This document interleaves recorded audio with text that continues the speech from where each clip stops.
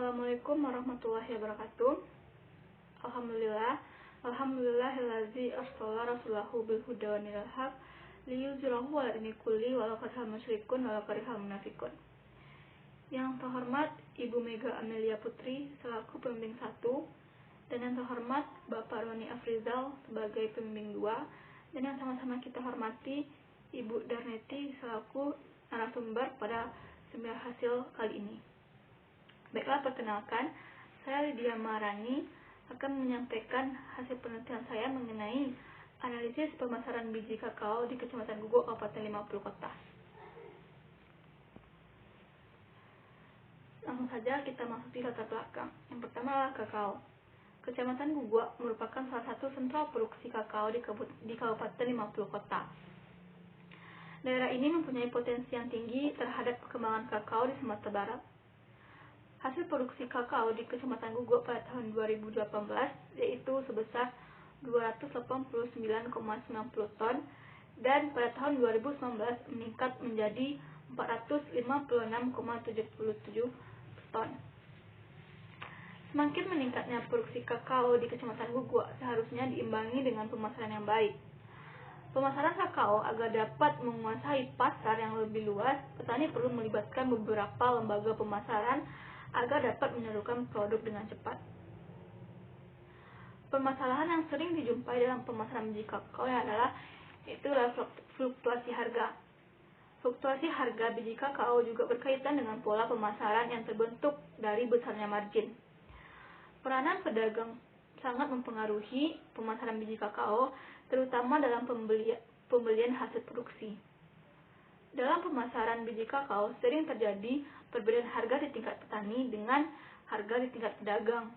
Hal ini terjadi karena mata rantai pemasaran yang dilalui relatif panjang. Biasanya masing-masing saluran memiliki harga yang berbeda-beda pula. Permasalahan selanjutnya adalah rantai pemasaran yang panjang, sehingga banyak lembaga pemasaran yang terlibat dalam rantai pemasaran. Hal ini menyebabkan terlalu banyaknya atau terlalu besarnya keuntungan pemasaran yang diambil oleh pelaku pemasaran. Permasalahan lain adalah harga biji kakao yang mengalami turun naik. Dari hasil survei yang telah dilakukan pada bulan Oktober sampai Desember 2020, biji kakao mengalami penurunan sebanyak 25%. Penurunan harga biji kakao terjadi karena kualitas kakao yang kurang bagus atau kualitas biji kakao yang tidak seragam. Oleh karena itu, perlu dilakukan analisis pemasaran biji kakao yang akan mengenai saluran dalam lembaga pemasaran, fungsi lembaga pemasaran, dan mengkaji tingkat efisiensi setiap pada pemasaran. Selanjutnya adalah rumusan masalah. Yang pertama, bagaimana saluran pemasaran dan fungsi pemasaran biji kakao yang dilakukan oleh masing-masing lembaga pemasaran di Kecamatan Guguk. Yang kedua, bagaimana efisiensi saluran pemasaran biji kakao melalui nilai margin pemasaran, farmer share, serta saluran mana yang lebih efisien. Sedangkan tujuan penelitian yang pertama menganalisis saluran pemasaran dan fungsi pemasaran biji kakao yang dilakukan oleh masing-masing lembaga pemasaran. Yang kedua, menganalisis efisiensi saluran pemasaran biji kakao melalui nilai margin pemasaran, farmer share, serta saluran mana yang lebih efisien pada pemasaran biji kakao di Kecamatan Guguk. Selanjutnya adalah metode penelitian. Yang pertama adalah metode pemilihan lokasi. Penelitian ini dilakukan di Kecamatan Guguk, Kabupaten 50 Kota. Penelitian ini dilakukan dalam kurun waktu selama 3 bulan dari bulan Maret hingga Mei 2021. Selanjutnya adalah jenis dan sumber data. Yang pertama adalah data primer. Data primer yang didapatkan berupa wawancara dan kuesioner. Sedangkan data sekunder didapatkan dari UPS, buku, jurnal, dan studi kepustakaan. Selanjutnya adalah teknik sampling, yaitu pengambilan petani sampel. Metode pengambilan sampel petani metode yang digunakan adalah metode pemotong sengaja. Sedangkan untuk pedagang digunakan metode snowball sampling. Selanjutnya adalah metode pengumpulan data. Yang pertama adalah wawancara. Teknik ini dilakukan dengan bertanya langsung atau berinteraksi langsung dengan petani responden dengan mengajukan pertanyaan yang telah disediakan di dalam kuesioner. Yang kedua adalah observasi. Observasi ini teknik yang dilakukan langsung kepada observasi dilakukan langsung pada pengamatan atau objek yang diteliti. Selanjutnya adalah teknik analisis data. Yang pertama adalah analisis deskriptif kualitatif yang menganalisis pola pemasaran dan fungsi pemasaran. Yang kedua, analisis kuantitatif dengan menganalisis nilai margin, farmer share, serta efisiensi pemasaran. Selanjutnya adalah hasil dan pembahasan. Yang pertama, saluran pemasaran biji kakao. Saluran pemasaran biji kakao di Kecamatan Guguk terdapat dua saluran pemasaran. Yang pertama, saluran pemasaran satu, yaitu dari petani ke pedagang pengumpul ke pedagang besar, dan pedagang besar ke pedagang eksportir. Sedangkan saluran pemasaran dua dari petani ke pedagang besar dan ke eksportir.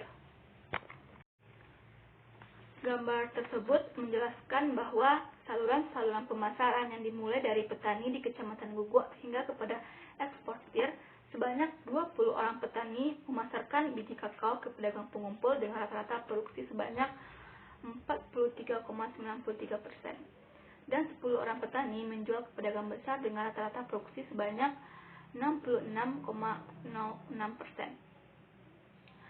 Saluran pemasaran 1 melibatkan petani, pedagang pengumpul, dan pedagang pengumpul, pedagang besar, dan eksportir. Pada saluran ini, sebanyak 66,66% dari keseluruhan petani menjual ke pedagang pengumpul, yang disebabkan karena petani ingin adanya perputaran modal yang cepat dan tidak adanya biaya angkut atau biaya transportasi. Petani langsung menjual ke pedagang pengumpul yang langsung mengambil atau membeli ke rumah-rumah petani. Serta jumlah produksi yang dihasilkan petani relatif kecil jika langsung menjual ke pedagang besar. Sedangkan saluran 2 melibatkan petani, pedagang besar, dan eksportir. Pada saluran ini sebanyak 33,33% dari keseluruhan petani menjual ke pedagang besar, disebabkan karena waktu panen tidak seragam dan lahan yang relatif kecil, sehingga menyebabkan petani mengumpulkan biji kakao tersebut hingga rata-rata produksinya banyak dan bisa dijual ke pedagang besar. Dan harga yang dijual ke pedagang besar lebih besar atau tidak terlalu jauh harganya dengan pedagang pengumpul. Selanjutnya adalah fungsi-fungsi pemasaran biji kakao. Berdasarkan tabel di atas, dapat dilihat bahwa fungsi pertukaran yang dilakukan oleh petani berupa fungsi penjualan, dan fungsi fasilitas berupa penanggungan risiko dan informasi harga. Fungsi fisik dan fungsi fasilitas yang dilakukan pedagang pengumpul dan pedagang besar hampir sama, yaitu fungsi pengolahan kecuali fungsi pemecahan buah. Selanjutnya adalah margin pemasaran. Pada tabel di atas, analisis margin pemasaran terbesar biji kakao terdapat pada saluran pertama, yaitu petani, pedagang pengumpul, pedagang besar, dan eksportir, yaitu sebesar Rp6.200 per kilo. Sedangkan margin pemasaran yang terkecil terdapat pada saluran 2, yaitu petani, pedagang besar, dan eksportir, sebesar Rp3.900 per kilo. Margin pemasaran yang tinggi disebabkan oleh banyaknya pihak lembaga pemasaran yang terlibat dalam proses pemasaran yang terjadi pada saluran pertama, sehingga menyebabkan perbedaan harga beli dari setiap masing-masing lembaga pemasaran. Biaya pemasaran pada saluran 1 sebesar Rp1.935 per kilo dan saluran 2 sebesar Rp1.231 per kilo. Sedangkan keuntungan pemasaran diukur berdasarkan dari besarnya imbalan jasa yang diperoleh atas biaya yang dikeluarkan dalam penyaluran suatu produk biji kakao. Keuntungan terbesar terdapat pada saluran 1 sebesar Rp4.265 per kilo, sedangkan keuntungan terkecil terdapat pada saluran 2 sebesar Rp2.669 per kilo. Margin pemasaran dapat berubah karena perubahan harga input, efisiensi kualitas dan kuantitas jasa pemasaran, pengolahan dalam proses produksi untuk menghasilkan produk akhir, perubahan struktur pasar, dan perubahan teknologi. Meskipun margin pemasaran meningkat, tetapi banyak perlakuan atau fungsi-fungsi yang terjadi dan konsumen puas terhadap produk akhir, menunjukkan kecenderungan sistem pemasaran produk tersebut efisien.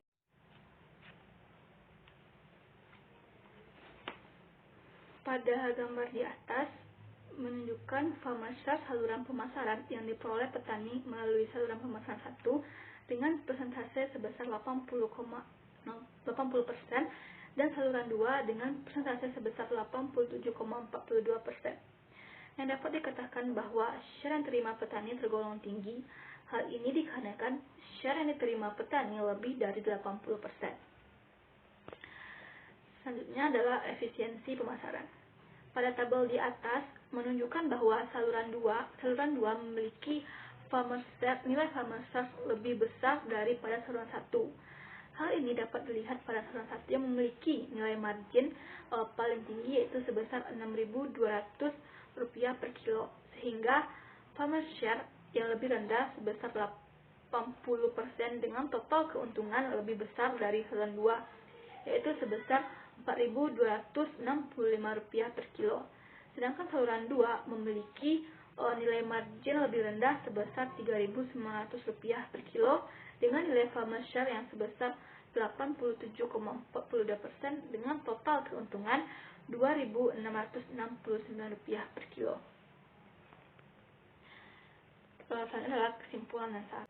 Berdasarkan penelitian yang telah dilakukan mengenai analisis pemasaran biji kakao di Kecamatan Guguk, Kabupaten 50 Kota, dapat disimpulkan bahwa yang pertama, saluran pemasaran biji kakao di Kecamatan Guguk dari petani hingga konsumen memiliki beberapa lembaga pemasaran, di antaranya adalah pedagang pengumpul dan pedagang besar. Saluran pemasaran biji kakao di Kecamatan Guguk hingga sampai ke konsumen terdapat saluran pemasaran yang diantaranya sebagai berikut. Yang pertama, saluran 1 dari petani, pedagang pengumpul, pedagang besar dan eksportir, dan saluran pemasaran 2 dari petani, pedagang besar dan eksportir.